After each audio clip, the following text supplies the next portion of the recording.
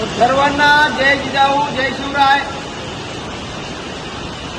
मुंबईमध्ये मोठ्या संख्येने आपले मराठा बांधव त्या ठिकाणी पोहोचलेले आहेत आणि बरेच बांधव अजूनही रस्त्याने आहेत जे मुंबईमध्ये पोहोचू पाहत आहेत। रस्त्याने मोठ्या प्रमाणामध्ये ट्रॅफिक आहे, त्यामुळे आझाद मैदानाकडे आपल्याला जर जायचं असेल तर गाड्या घेऊन न जाता जवळच्या स्टेशनला आपल्या गाड्या पार्क करून आपण आझाद मैदानामध्ये पोहोचावं।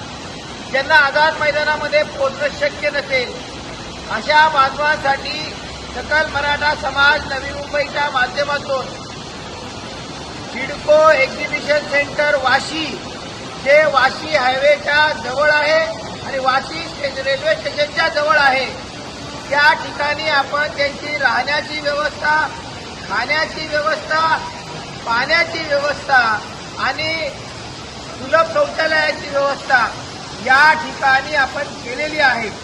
त्यामुळे जर कुणाची गैरसोय होत असेल तर नवी मुंबई शहरामध्ये कुठल्याही मार्केटमध्ये न जाता थेट आपण या ठिकाणी सिडको एक्झिबिशन सेंटरमध्ये यावं।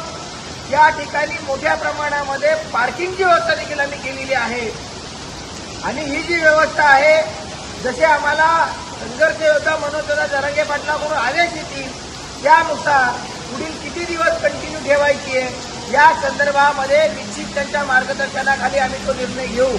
त्यामुळे आज या ठिकाणी जेवणाची, राहण्याची, खाण्याची, पाण्याची, टॉयलेटची आणि पार्किंगची व्यवस्था या सिडको एक्झिबिशन सेंटर जो परिसर आहे या सर्व परिसरामध्ये आम्ही केलेली आहे।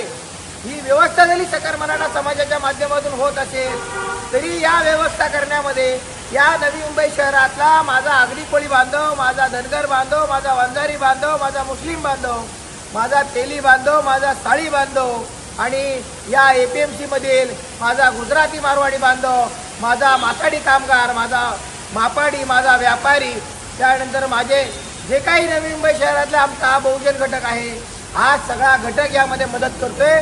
त्यामुळे आपण अजूनही जर समजा महाराष्ट्राच्या कानाकोपऱ्यातून आझाद मैदानामध्ये पोहोचू पाहत असाल आणि जर आपल्याला कुठे गैरसोय होत असेल तर आपण या ठिकाणी यावं, इथून जेवण करावं आणि मग आपण आझाद मैदानाला आपल्याला जायचं असेल त्या पद्धतीने आपण जावं। हा एक तातडीचा संदेश आपल्याला या ठिकाणी सकल मराठा समाज नवी मुंबई संयोजन टीमच्या वतीनं आपल्यापर्यंत एक पोहोचवत आहे। धन्यवाद।